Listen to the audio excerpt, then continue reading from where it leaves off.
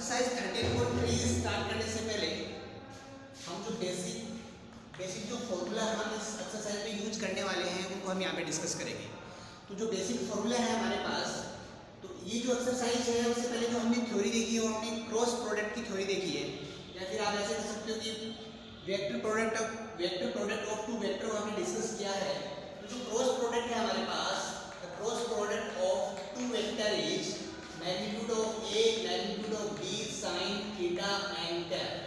तो आप देख सकते हैं कि आपके पास है वेक्टर प्रोडक्ट। तो वेक्टर प्रोडक्ट हमारे पास ये है, और वेक्टर प्रोडक्ट को सिंपली सॉल्व करने के लिए हम देख सकते हैं कि दो वेक्टर का प्रोडक्ट, वेक्टर प्रोडक्ट के लिए हम डिटर्मिनेंट की हेल्प लेते हैं। तो with the help of determinant हम वेक्टर प्रोडक्ट को फाइंड करते हैं, और वेक्टर प्रोडक्ट फाइंड करने के लिए हम देखते हैं यहाँ पे हम आई कैप, जे कैप और के कैप कंसीडर करते हैं फर्स्ट रो में। सेकंड रो में हमारे पास जो वेक्टर ए है उसके जो कोफिशिएंट्स है उनको कंसीडर करेंगे, तो a1 a2 and a3, and this is b1 b2 b3। Third row में इनको कंसीडर करेंगे, डिटरमिनेंट को ओपन करेंगे और हम a और b का वेक्टर प्रोडक्ट फाइंड कर सकते हैं। इसके बाद हम angle between the vector a and b find कर सकते हैं। तो सिंपली इसी डेफिनेशन से अगर मुझे वेक्टर a और b के बीच में एंगल फाइंड करना है, मुझे साइन थीटा फाइंड करना है। तो साइन थीटा फाइंड करने के लिए आप देखिए कि थीटा जो है, तो यहाँ से थीटा जो आएगा वो हमारे पास स्केलर क्वांटिटी होगा, तो उसमें हमें डायरेक्शन की जरूरत नहीं है। तो उस केस में मैं मैग्नीट्यूड कंसीडर करता हूँ। तो बोथ साइड मैंने इसका मैग्नीट्यूड कंसीडर किया, तो ये पार्ट मेरे पास बनता है ये वाला साइन थीटा और एंगल कैप, और आप जानते हैं इसकी वैल्यू होती है 1। तो यहाँ से मैं एंगल फाइंड कर लूँगा, angle between the two vector this is sine theta, और ये बन जाएगा आपके पास magnitude of A and B vector. A and B के क्रॉस प्रोडक्ट का magnitude divided by the vector A and vector B. तो इस तरीके से हम साइन थीटा फाइंड कर सकते हैं। सिंपली इसी डेफिनेशन से हम यूनिट वेक्टर फाइंड कर सकते हैं। इसी यूनिट वेक्टर हम यहाँ से फाइंड कर सकते हैं। सेकंड हम यूनिट वेक्टर परपेंडिकुलर टू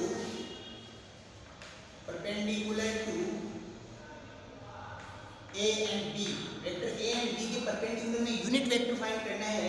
तो आप देख सकते हैं एन कैप जो है वो आपका यूनिट वेक्टर है जो ए और बी के परपेंडिकुलर है। तो यहाँ से अगर हम इसको डिस्टिंग्विश करते हैं तो ये आप देखेंगे कि ए और बी का आपका वेक्टर प्रोडक्ट है। तो ए क्रॉस बी जो है वो divided by magnitude of A magnitude B and this is sine theta. ये पार्ट आप देख सकते हो, ये किसी भी वेक्टर प्रोडक्ट का मैग्नीट्यूड है। तो आपके पास यूनिट जो वेक्टर होगा ए और बी का cross product divided by magnitude of cross product of A and B. तो इस तरीके से एन कैप, ये जो आपका फॉर्मूला होगा, ये आपका यूनिट वेक्टर है perpendicular to A vector and B vector. तो ये हमारे पास थर्ड फॉर्मूला है। इसके बाद इसमें और भी हमने ज्योमेट्रिकल मीनिंग कंसीडर किया था कि जब भी हम किसी दो वेक्टर का क्रॉस प्रोडक्ट या वेक्टर प्रोडक्ट करते हैं, तो जो ये रिजल्ट है आपके पास, जो वेक्टर प्रोडक्ट है आपके पास, जो वेक्टर प्रोडक्ट है वो आपका एरिया ऑफ पैरेललोग्राम है, वो आपका एरिया ऑफ पैरेललोग्राम है। और सिंपली इसी केस में हम आप देख सकते हैं कि इसकी मैग्नीट्यूड, इसका जो मैग्नीट्यूड है वेक्टर प्रोडक्ट का, वो आपका एरिया ऑफ पैरेललोग्राम है। और केस एरिया ऑफ जो ट्राइंगल है आपके पास, एरिया ऑफ ट्राइंगल जो है वो आपका पैरेललोग्राम का हाफ है। तो किसी भी दो वेक्टर का जो वेक्टर प्रोडक्ट है उसको अगर हम 1/2 से अगर मल्टीप्लाई करते हैं तो वो आपका एरिया ऑफ ट्राइंगल होता है। तो इस तरीके से ये फॉर्मूला भी हम कंसीडर कर सकते हैं। इसके बाद हमारे पास एक बहुत ही इम्पोर्टेंट टॉपिक और है, वो हम डिस्कस कर लेते हैं। वो है कि square of A vector. Topic आपका square of A vector is equal to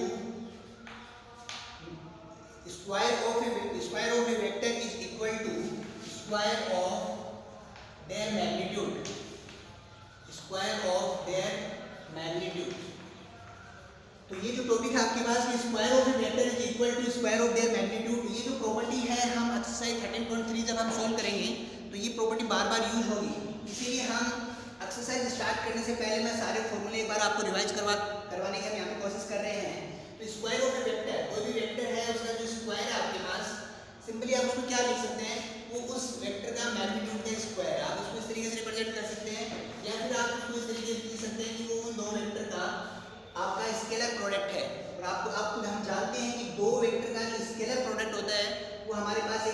quantity होती है, और किसी भी वेक्टर का जो मैग्नीट्यूड का स्क्वायर है वो भी हमारे पास एक स्केलर क्वांटिटी होती है। तो सिंपली आप देख सकते हैं, इसको आप सोल्व भी कर सकते हैं। तो A vector one A vector यानी ये जो प्रोडक्ट है आपका वो आपका डॉट प्रोडक्ट है, यानी आपका scalar product of two equal vector, scalar product of two equal vector. और इसको मैं अगर ओपन करता हूँ, ये मिलेगा magnitude of A and this is cos theta. ये both are equal vector, then angle theta is 0 degree और cos 0 जो होगा वो आपके पास 1 होगा। तो A vector magnitude of A vector and magnitude of A vector जो है आपके पास वो बनेगा आपका ए स्क्वायर। तो जब भी हम ये आप देख सकते हैं किन्हीं भी दो वेक्टर का जब डॉट प्रोडक्ट हम करते हैं तो उसका मैग्नीट्यूड के स्क्वायर के इक्वल होता है, या फिर आप इसी पार्ट को हम ऐसे लिख सकते हैं कि ए वेक्टर और उसका स्क्वायर, या फिर आप ऐसे लिख सकते हैं magnitude of A and whole square. तो जो पार्ट है हमारे पास square of A vector is equal to square of their magnitude. तो ये जो प्रॉपर्टी है हमारे पास ये काफ़ी इंपॉर्टेंट है, तो ये भी हमें डिस्कस करनी थी। इसके बाद हमारे पास एरिया ऑफ ट्रायंगल और हमें फाइंड करना होता है। एरिया ऑफ ट्रायंगल, लेकिन केस क्या होगा, एरिया ऑफ ट्रायंगल हमें फाइंड करना है, लेकिन कब, व्हेन हमें position vector of vertex given हो, हमें position vector of vertex in a triangle. Suppose that ये एबीसी वर्टेक्स है, जिनकी position vector A vector B vector C vector हो, तो उस केस में हमारे पास जो एरिया ऑफ ट्रायंगल होगा वो half A cross B plus B cross C plus C vector का मैग्नीट्यूड को अगर हम 1/2 से मल्टीप्लाई करते हैं तो हमारे पास एरिया ऑफ ट्रायंगल होगा। लेकिन ये एरिया ऑफ ट्रायंगल हमारे पास कब है, जब हमारे पास किसी भी ट्रायंगल में जो उसके वर्टेक्स है उनके पोजीशन वेक्टर गिवन हो, तो उस केस में हमारे पास एरिया ऑफ ट्रायंगल का फॉर्मूला ये होगा। फिर आपके पास कंडीशन ऑफ कोलिनियरिटी, ये सारे फॉर्मूले हमने डिस्कस किए हैं, बस एक बार आपको एक्सरसाइज स्टार्ट करने से पहले मुझे रिवाइज करवाना था। तो आप देख सकते हैं कि 3 पॉइंट आर कोलिनियर, मींस इस केस में आपका एरिया जो फॉर्म नहीं होगा, ट्रायंगल फॉर्म नहीं होगा, तो ट्रायंगल फॉर्म नहीं होगा तो इस केस में मैं कह सकता हूं कि area of triangle in this case is 0। तो एरिया ऑफ ट्रायंगल जो होगा वो आपका 0 होगा। तो आप इसको लिख सकते हैं कि इनका जो 3 वेक्टर हैं, जो पोजीशन वेक्टर हमें गिवन है, इनका सबका जो सम है उसका मैग्नीट्यूड जो होगा वो आपके पास 0 होगा। तो इस तरीके से ये सारे फॉर्मूले हमने कंसीडर किए हैं। अब हम डायरेक्ट एक्सरसाइज स्टार्ट करते हैं। तो फर्स्ट क्वेश्चन से हम स्टार्ट कर रहे हैं। तो एक्सरसाइज का जो फर्स्ट क्वेश्चन है आपके पास 13.3, exercise 13.3 question number first, find the vector product of vector. हमें वेक्टर प्रोडक्ट फाइंड करना है। हमारे पास 2 वेक्टर हैं, वेक्टर ए जो है जैसे 3i प्लस जे माइनस के कैप, वेक्टर बी जो है आपके पास 2i cap plus 3j cap plus के कैप है। इनका वेक्टर प्रोडक्ट आपको फाइंड करना है। तो वेक्टर प्रोडक्ट फाइंड करने के लिए आप क्या कर सकते हैं, आप इसको डिटरमिनेंट फॉर्म में लिखेंगे। फर्स्ट फॉर्म में आपका i कैप जे कैप और के कैप होगा। सेकंड में आपके जो ए वेक्टर है उसके कोफिशिएंट 3 1 -1 2 3 और 1 होगा। इसको आप अगर ओपन करते हैं तो ये बन जाएगा 1 माइनस प्लस 3 माइनस जे कैप, ये बन जाएगा 3 प्लस 2 प्लस के कैप जो है आपके पास वो बन जाएगा 9 माइनस 2, ये बन जाएगा 4i cap minus 5j cap plus 7k cap. तो इस तरीके से आप किन्हीं भी दो वेक्टर्स का वेक्टर प्रोडक्ट फाइंड कर सकते हैं इजीली डिटरमिनेंट की हेल्प से। आपको फर्स्ट रो में i कैप जे कैप के कैप लेना है, उसके बाद जो फर्स्ट वेक्टर है उसके कोफिशिएंट है, सेकंड वेक्टर जो आपके पास कोफिशिएंट है, स्केलर क्वांटिटी है, आप इस तरीके से इसको ले सकते हैं। यहाँ से आपने ये फाइंड कर लिया। अब आप देख सकते हैं कि आपने यहाँ पे ए और बी का वेक्टर प्रोडक्ट यहाँ पे फाइंड किया है। अगर मुझे मैग्नीट्यूड भी इस केस में फाइंड करना हो तो आप सिंपली इसका मैग्नीट्यूड भी फाइंड कर सकते हैं। तो वो होगा आपके रूट के अंदर 4 square plus 5 square plus 7 square. तो अगर हमें कहीं जरूरत पड़ती है तो आप इस तरीके से ये फाइंड कर सकते हैं। सेकंड क्वेश्चन देखिए, सेकंड क्वेश्चन है आपके पास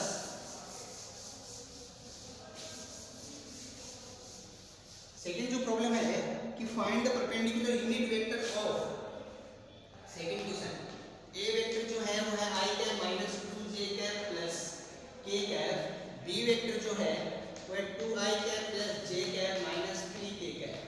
आपको यूनिट वेक्टर फाइंड करना है और यूनिट वेक्टर का जो फॉर्मूला है वो है n cap vector product of a and b and divided by there magnitude.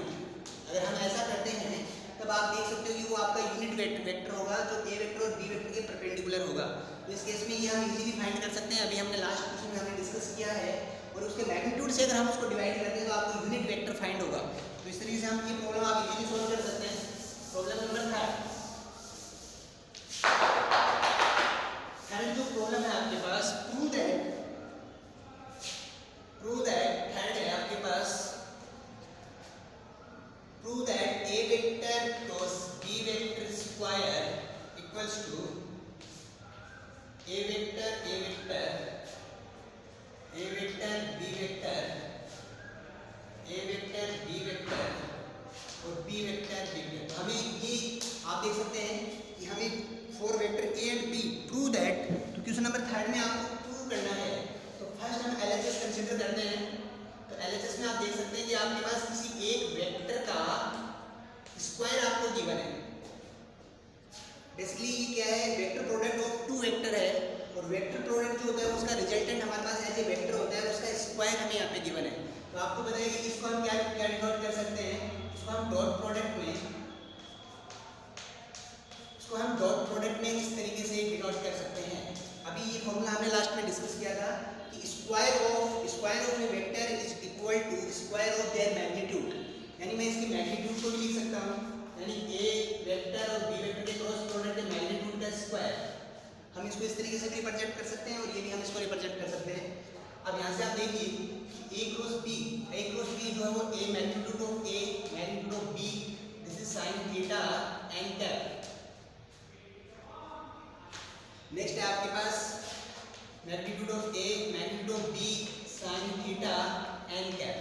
आप देख सकते हैं यहाँ पे ये स्केलर पार्ट है आपके पास, ये भी आपके स्केलर पार्ट है, तो इनको हम डायरेक्ट मल्टीप्लाई कर सकते हैं। पर जो एन कैप और एन कैप ये वेक्टर है, तो इनको हम डॉट प्रोडक्ट से मल्टीप्लाई करेंगे। तो ये पार्ट होगा हमारा magnitude of A square magnitude of B square sine square theta N cap dot N cap. ये पार्ट होगा आपके पास एज ए रिजल्ट 1। अब यहाँ से आप देख सकते हैं कि ये जो पार्ट है आपके पास ये हो गया magnitude of A square magnitude of B square sine square theta लिखेंगे 1 माइनस cos स्क्वायर थीटा। इसको आप ओपन करते हैं तो ये बन जाएगा magnitude of A square magnitude of B square minus magnitude of A square B square cos square theta. अब ये पार्ट देखिए आपके पास ये 2 वेक्टर का डॉट प्रोडक्ट है हमारे पास। तो इसी पार्ट को अगर हम कंसीडर करेंगे तो magnitude of A square magnitude of B square minus ये एक स्केलर क्वांटिटी है, इस स्केलर क्वांटिटी को मैं डायरेक्ट यहाँ से इस तरीके से नोट कर सकता हूँ magnitude of A magnitude of B cos theta and whole square. तो same case this is the magnitude of A square magnitude of B square और ये जो आपका वेक्टर ए एंड बी का आपका डॉट प्रोडक्ट है। तो डॉट प्रोडक्ट को हम यहाँ पे कंसीडर करते हैं जैसे vector A and B and whole square. And simply हमारे पास यहाँ पे एक प्रॉपर्टी है कि square of A vector is equal to square of their magnitude. इस केस में हम magnitude of A square magnitude of B square इसको हम लिख सकते हैं magnitude of A vector B vector whole square. उस केस में मैग्नीट्यूड के केस में लिख सकते हैं। अब ये इस पार्ट को लिख सकते हैं A vector dot A vector, ये है आपके पास B vector dot B vector और इस पार्ट को भी हम इस तरीके से लिख सकते हैं A vector dot B vector A vector dot B vector. अब यहाँ देखिए ये जो पार्ट है सिंपली आप देखेंगे तो आप देख सकते हैं कि ये आपका डिटरमिनेंट फॉर्म में है। इसको अगर हम डिटरमिनेंट फॉर्म में कन्वर्ट करते हैं तो ये बन जाएगा आपके पास इस तरीके से A dot A B dot B और ये हमारे पास ए और बी का डॉट वेक्टर ए और बी डॉट वेक्टर। तो इस तरीके से आप देखते हैं कि ये जो है आपका उसको हम ऐसे डिटरमिनेंट फॉर्म में कन्वर्ट कर सकते हैं और वो आपका आरएचएस पार्ट है। तो ये आपका है इसको। नेक्स्ट प्रॉब्लम हम डिस्कस करते हैं क्वेश्चन नंबर 4। क्वेश्चन नंबर 4 जो है आपके पास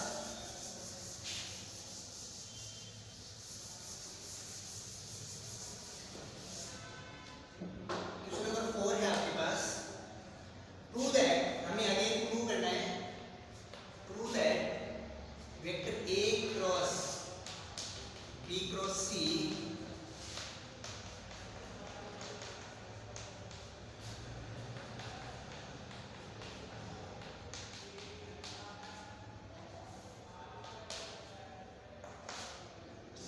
जीरो वेक्टर, ये हमें प्रूव करना है।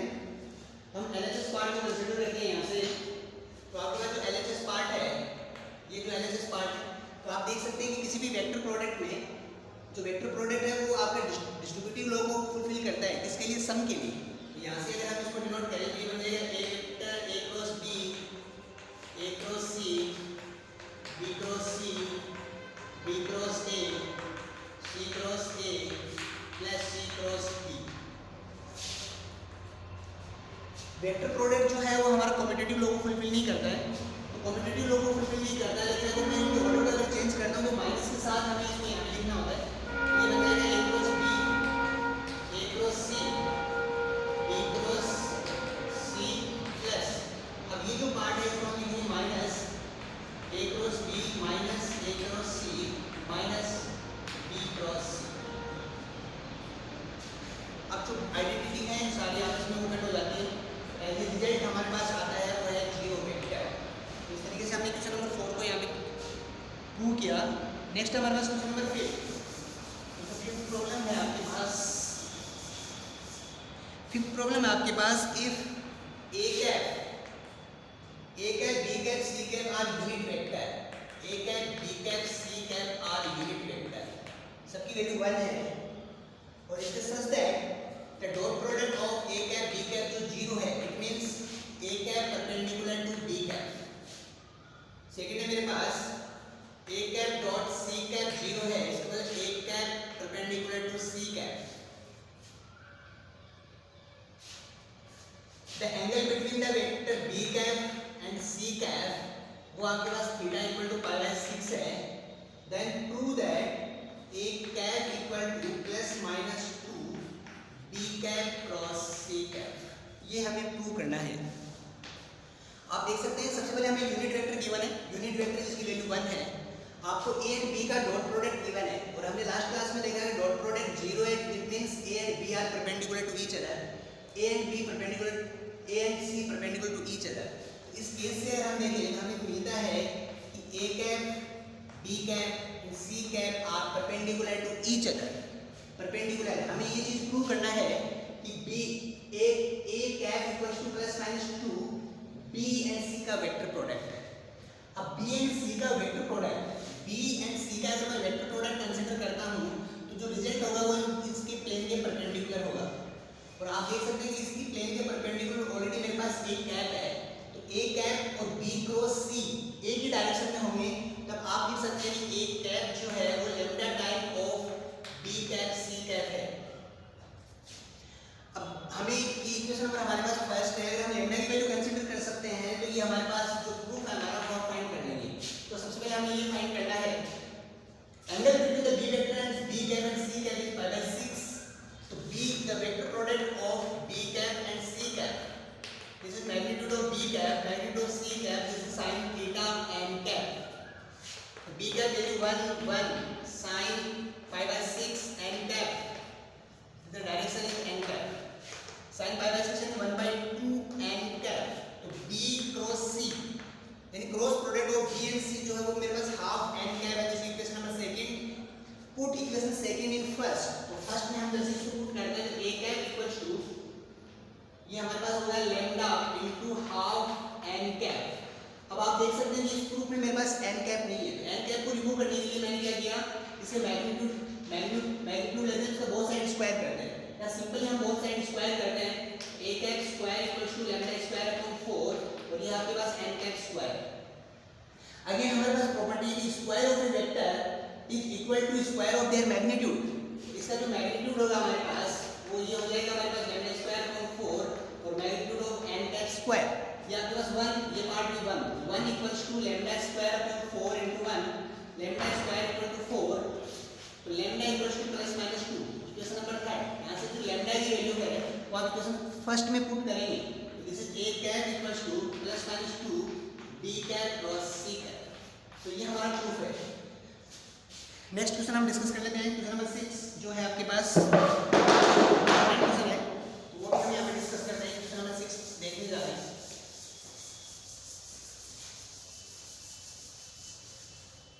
क्वेश्चन नंबर 6 है मेरे पास, find the value of this one, तो ये वैल्यू मेरे को फाइंड करनी है, यानी दो वेक्टर प्रोडक्ट का मैग्नीट्यूड मुझे फाइंड करना है। In the case if vector magnitude of A is 10 and magnitude of B vector is 2 and the given is the dot product of two vector is 12। तो इन जो गिवन है आपके पास, इसकी help से मुझे मैग्नीट्यूड ऑफ वेक्टर प्रोडक्ट हमें यहाँ पे फाइंड करना है। तो magnitude of vector product find करने के लिए सबसे सिंपली हम इसको स्टार्ट करते हैं। तो मैग्नीट्यूड ऑफ वेक्टर प्रोडक्ट जो फॉर्मूला है वो मेरे पास है magnitude of A magnitude of B and this is sin theta. This is equation number first. तो हम इक्वेशन फर्स्ट इसको कंसीडर नहीं करेंगे। हम यहाँ से देख सकते हैं magnitude of vector product of A and B, ये हमारे पास रिजल्ट है 10, ये है 2 और sin थीटा। तो सिंपली हम यहाँ से देखेंगे मुझे sin थीटा फाइंड करना है। तो sin थीटा फाइंड करने के लिए हम इस डॉट प्रोडक्ट की हेल्प लेंगे। तो जो डॉट प्रोडक्ट है आपके पास, जो गिवन है आपको, वो है ए, आपके पास जो गिवन है मेरे पास वो है ए वेक्टर ए कैफ 6 है, हाँ vector A vector dot B vector जो है आपका 12 है। इसको ओपन करेंगे, आपका dot product magnitude of A magnitude of B cos theta equals to 12। तो find the cos theta equals to 12 upon divided by magnitude of a and b. This is 10 and 2. So simply cut 6. This is 3 upon 5. तो जो cos theta है मेरे पास वो है 3 upon 5. तो with the help of this PR we find the sin theta. तो sin theta होगा मेरे पास root 1 minus cos square theta और वो हो जाएगा 1 माइनस 3 upon 5 यानी 9 upon 25।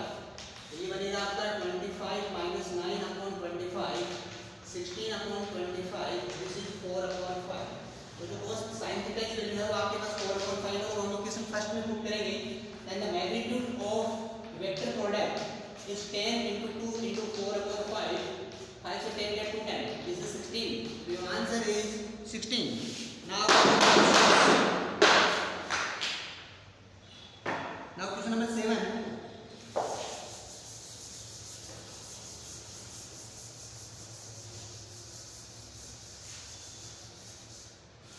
Question number 7 है find the perpendicular to the vector whose magnitude is 9 unit।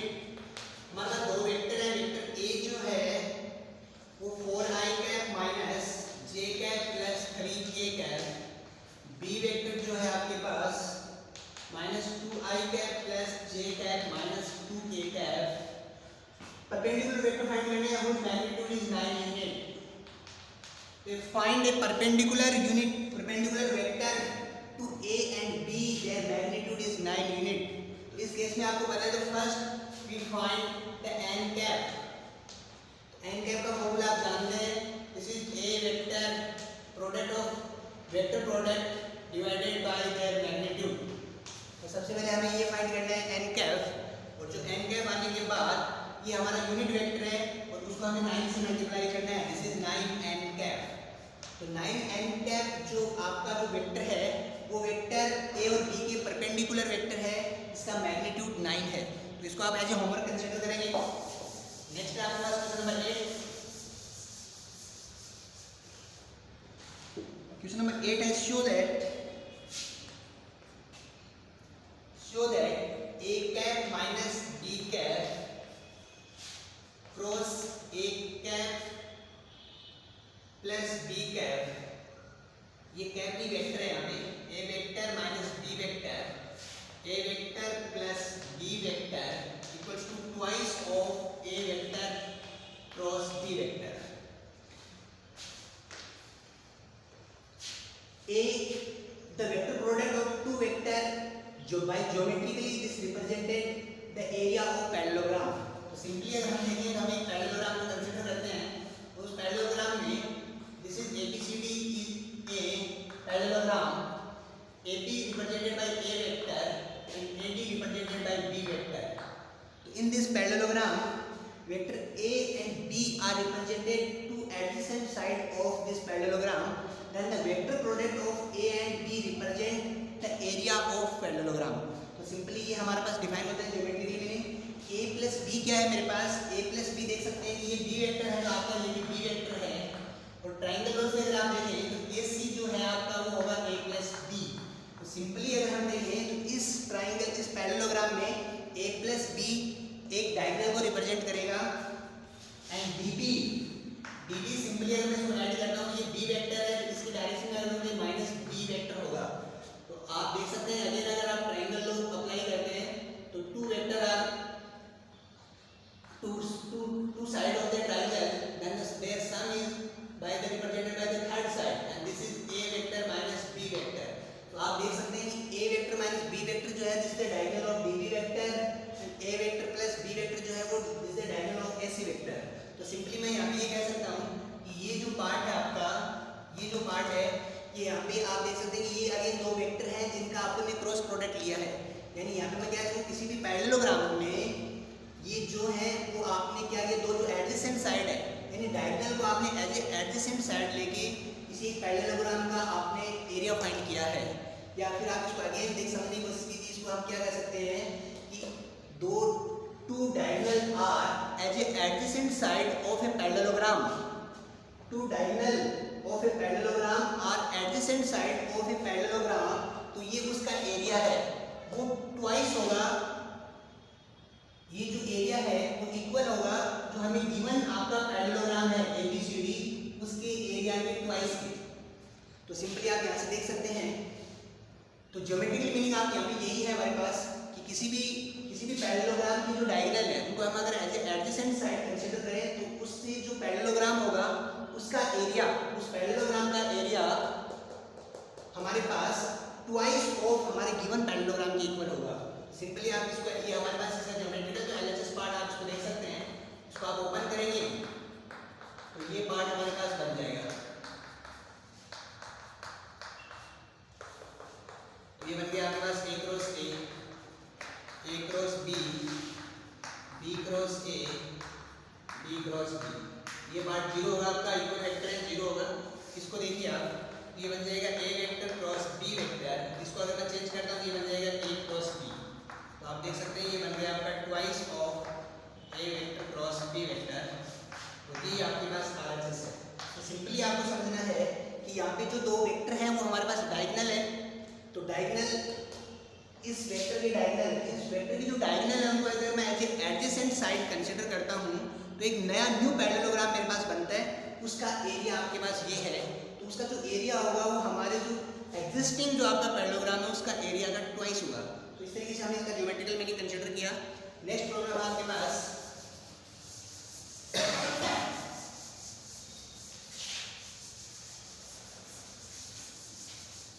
Question number 9. For any vector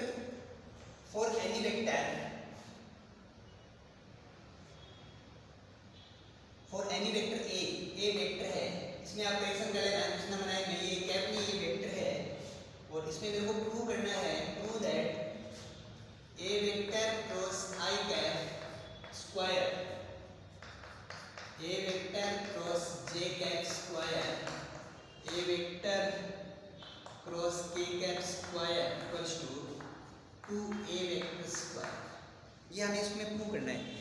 तो ये हमारे पास लास्ट प्रॉब्लम है, इसको हम डिस्कस करेंगे. तो फॉर एनी वेक्टर a, तो आप फर्स्ट हमने यहाँ पे कंसीडर किया जो एनी वेक्टर a है आपके पास, सपोज दैट वो आपका a1 i cap, a2 j cap, a3 k cap है. उसका मैग्नीट्यूड फाइंड करेंगे. तो मैग्नीट्यूड जो होगा वो स्क्वायर रूट में a1 स्क्वायर, a2 स्क्वायर और a3 स्क्वायर होगा. और स्क्वायर ऑफ मैग्नीट्यूड क्या हो जाएगा हमारे पास, ये बन जाएगा a1 स्क्वायर, a2 स्क्वायर और a3 स्क्वायर. तो ये पार्ट है आपके पास.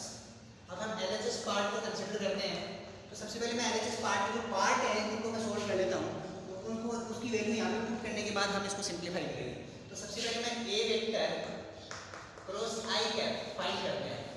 तो a vector cross i cap, तो यहाँ पे हमारे पास है i cap, j cap, k cap. a vector represented हम करेंगे तो सेकंड रो में करेंगे a1, a2 and a3. i cap जो डिनोट होगा दिस इज 1, 0 एंड 0. तो इस डिटरमिनेंट को हम डायरेक्ट सॉल्व कर सकते हैं. वो हमारे पास होगा i कैप. तो सिंपली आपको सॉल्व करने का तरीका जो होगा कि i कैप के अकॉर्डिंग जो रो और कॉलम को एलिमिनेट करने के बाद जो मल्टीप्लाई करेंगे आप, this is 0 minus j cap. j cap को आपने मल्टीप्लाई करें सिंपली ये 0 होगा, ये होगा minus a3 plus k cap. तो k कैप है आपके पास वो अगेन होगा आपके पास माइनस a2. तो सिंपली यहाँ से अगर देखते हैं तो ये बन गया a3 j cap minus a2 k cap. तो ये आपके पास ए वेक्टर क्रॉस आई कैप है, मुझे इसका मैग्नीट्यूड कंसीडर करना है। तो मैग्नीट्यूड हो जाएगा आपके पास क्या, स्क्वायर रूट में coefficient of A3 square and coefficient of A2 square. अब मुझे इस मैग्नीट्यूड का स्क्वायर फाइंड करना है, तो सिंपली आप इसका वापस स्क्वायर फाइंड करेंगे तो वो हो जाएगा A vector cross I cap का जो मैग्नीट्यूड है उसका स्क्वायर जो होगा आपके पास होगा A3 square plus A2 square. तो सिंपली ये आपके पास मेथड है जिसमें आप ए वेक्टर क्रॉस आई कैप आपने फाइंड किया, और इसी सेम मेथड से आपको ये फाइंड करना है और आपको ये फाइंड करना है। तो इसकी मैं डायरेक्ट वैल्यू यहाँ पे पुट कर रहा हूँ, तो ये जो बन जाएगा आपके पास ए वेक्टर क्रॉस जे कैप का जो स्क्वायर होगा वो सिंपली आपके पास आएगा a1 square plus a3 square. इसके बाद आपके पास ए वेक्टर क्रॉस के कैप का जो स्क्वायर होगा वो आपके पास आएगा a1 square plus a2 square. अब जो ये इक्वेशन है सपोज ये फर्स्ट सेकंड और थर्ड है, इन सबको अगर आप सम करते हैं या एलएचएस में पुट करते हैं तो सिंपली आप देखेंगे जो रिजल्ट होगा हमारे पास वो हमारे पास क्या आने वाला है। तो ये जो वैल्यू है हमारे पास, ये वैल्यू आप यहाँ पे पुट करेंगे, यहाँ पे पुट करेंगे और यहाँ पे पुट करेंगे। एलएचएस को हमने कंसीडर किया और ये वैल्यू आप वहाँ पे पुट करेंगे तो बन जाएगा a3 square a2 square a1 square a3 square a1 square plus a2 square. तो सब में ट्वाइस हो जाएगा 2a1 square 2a2 square 2a3 square. 2 as a common है आपके पास, तो ये बन गया a1 square plus a2 square plus a3 square.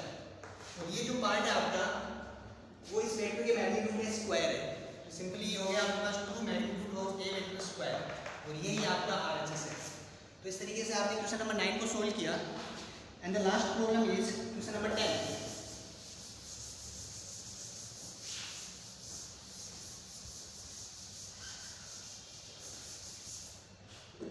Question number 10 है आपके पास, if two adjacent sides of a triangle are represented by the vector, suppose that this is a triangle ABC, two adjacent sides are, this is suppose this is a vector A and this value is I cap plus 2j cap plus 2k cap, and this is side, this is BA and this is represented by the vector B, and this is 3I cap minus 2j cap plus k cap.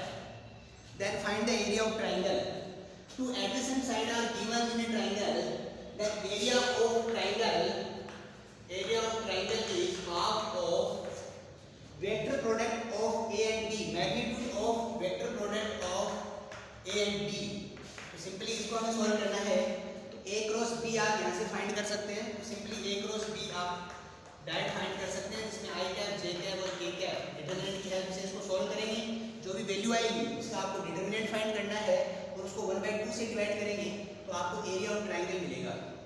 देखिए मेरे प्यारे बच्चों, इसमें जो difference है यहाँ पे जो वेक्टर है वो किसी भी ट्राइंगल की टू एडजेसेंट साइड है, ये और ये।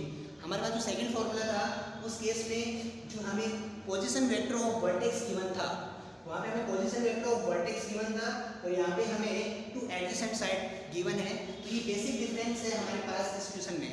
इस तरीके से हमने एक्सरसाइज 13.3 के 10 क्वेश्चन सॉल्व किए हैं, इनको आपको सबको फेयर